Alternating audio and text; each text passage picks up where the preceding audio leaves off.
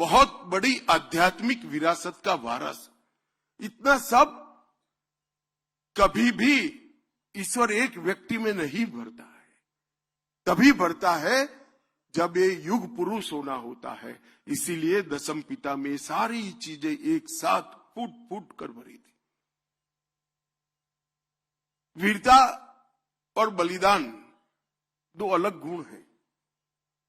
कई वीर होते हैं, इनमें बलिदान का गुण नहीं होता है।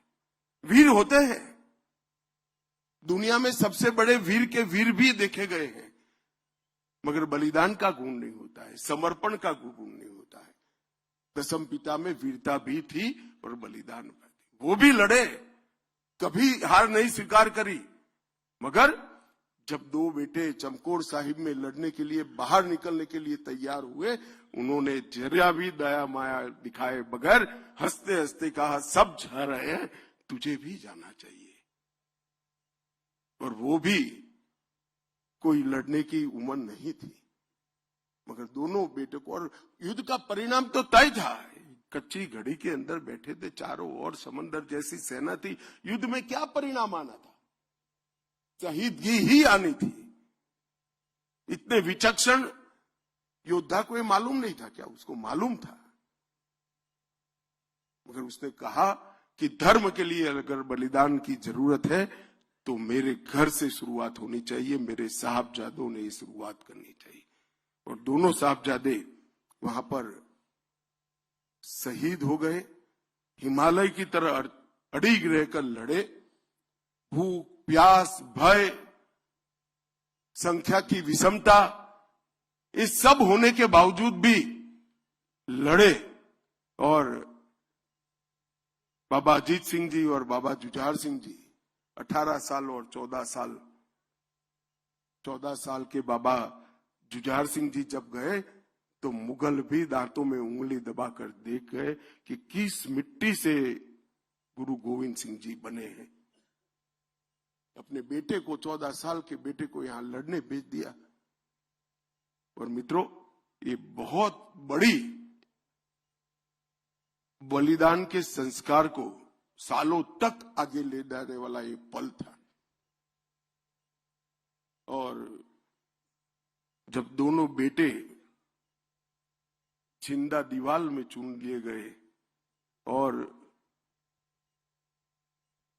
वो पिता के मन में कोई भाव नहीं होंगे ऐसा नहीं है, मगर उन्होंने इस भाव को कभी ऊपर नहीं आने दिया। और दोनों बेटे दीवार में चुनवा लिए गए और जुर्म और धर्मांधता की एक प्रकार से इंतहा का उदाहरण मुगलों ने दुनिया ने के सामने रखा।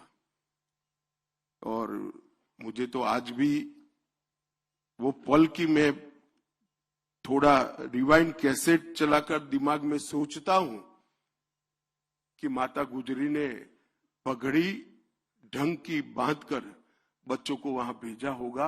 वो मां के हृदय पर क्या गुजरी होगी, अपने पोतों को वहां भेजना और इतनी बहादुरी से भेजना कि तुम गुरु गोविंद सिंह जी के बेटे हो, कहीं झुकना मत, डरना मत, धर्म के लिए अड़िग रहना। वो संस्कार बहुत कम लोग अपने बच्चों को दे पाते हैं। मित्रों, जब उनको समाचार मिला कि चारों साहबजादे शहीद हो गए हैं और एक मां ने इनके सामने सवालिया नजर से पूछा कि अब क्या, मेरा तो कोई बेटा ही नहीं बचा। तब ये महान आदमी के मुंह से ऐसे ही निकल गया, 4 मुए तो क्या हुआ, जीवित कई हजार।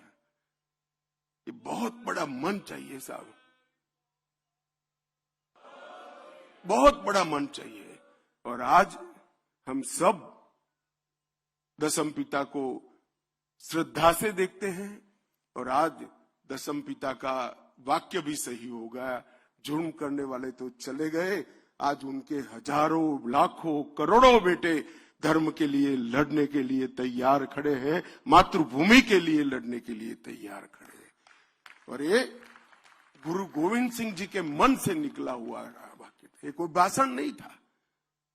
जब अपनी पत्नी हिसाब मांगती है कि मेरे बेटों का क्या हुआ भाई, अब मैं किसको बेटा कहूंगी, तब मन से निकला वो वाक्य थे, 4 मुए तो क्या हुआ, जीवित कई हजार। ये वाक्य दशम पिता के मुंह से ही निकल सकता है। जीवन में कभी पराजय को स्वीकारा नहीं, अंत समय तक लड़ते रहे और फौलादी इरादों से एक बहुत बड़ी ताकत को चैलेंज दिया।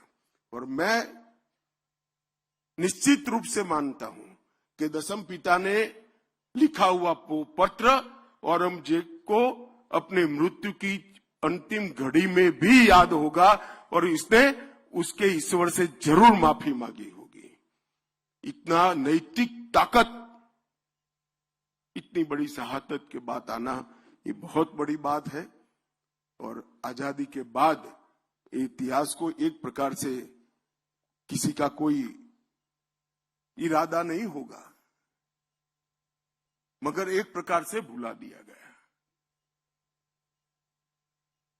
धर्म के प्रति श्रद्धा, देश के प्रति लगाव और धर्म और देश के लिए शहीदगी का भाव,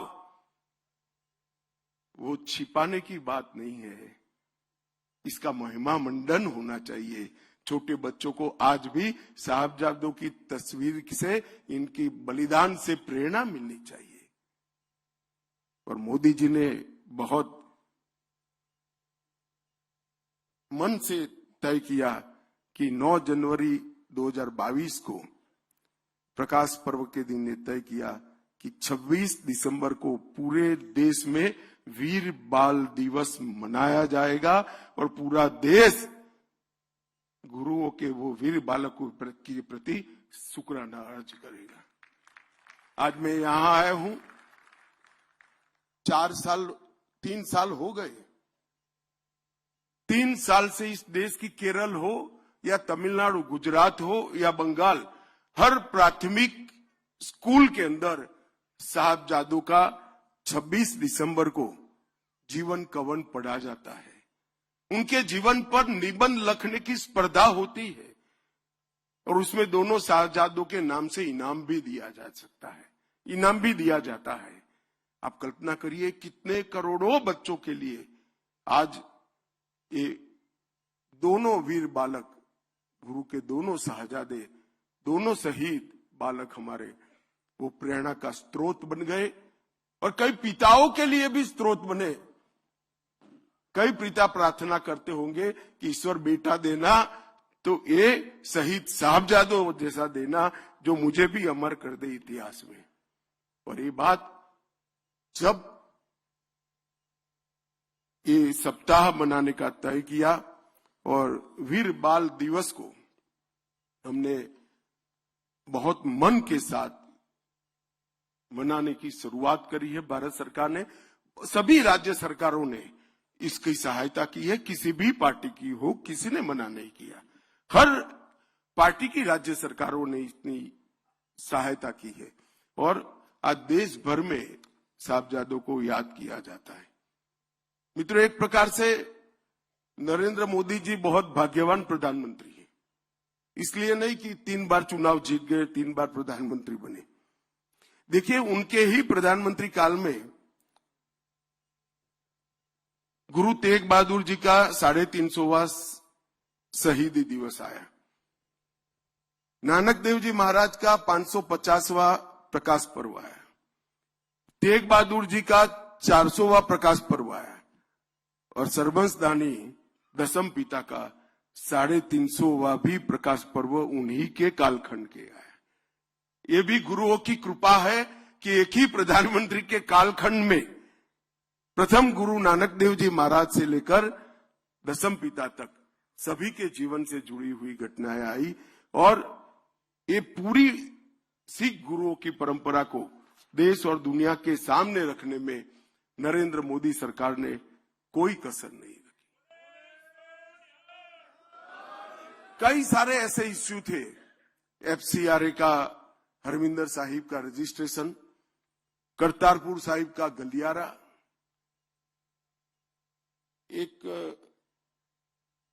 इसके साथ साथ 3 दशक के बाद सिख दंगों के जितने भी पीड़ित हैं वो केसों को रीओपन कर कर जिन्होंने गुनाह किया था उनको जेल के पीछे डालने का काम किया, 5 लाख रुपया मुआवजा दिया, और अब सैनी साहब नौकरी भी ढूंढ कर दे रहे हैं। मैं तो बहुत धन्यवादी हूं सैनी का कि इन्होंने इतने समय के बाद परिवारों को ढूंढकर नौकरी देने का काम किया। जलियांवाला बाग का स्मारक बनाया, अफगानिस्तान, पाकिस्तान, बांग्लादेश में जो सिख परिवार थे यहां शरणार्थी बनकर आए थे उनको नागरिकता देने का काम किया, और जम्मू कश्मीर में भी 1.16 लाख मतलब 1,16,000 परिवार थे जिनको जम्मू कश्मीर की नागरिकता नहीं मिलती थी। धारा 370 हटने के बाद उनको नागरिकता देने का भी काम कर दिया। मुझे कई बार मेरे मन में सवाल आता है कि आजादी के बाद जब विभाजन की चर्चा होती होगी तो विभाजन कागज पर तो नहीं हुआ, कभी न कभी इसकी चर्चा हुई, ये पाकिस्तान में जाएगा, ये भारत में रहेगा। अब इतने नजदीक करतारपुर साहिब था, ये क्यों छोड़ दिया, मेरी समझ में नहीं आता है। या तो विभाजन करने के लिए, तय करने के लिए ऐसे लोग बैठे थे जिनको ये परंपरा का ज्ञान ही नहीं हो। गर्मियों की छुट्टी होने वाली थी, मेरे पापा आने वाले थे, तो हम लोग सभी खुश थे। तो मैं एक बेड पे चढ़ के डांस कर रहा था, लेकिन वो पहले ही आ गए। फ्रीज। तो मैं उस समय तो कंटिन्यू नहीं कर सकता था ना, तो फ्रीज फ्रेम टाइप का हो कसम पैदा कर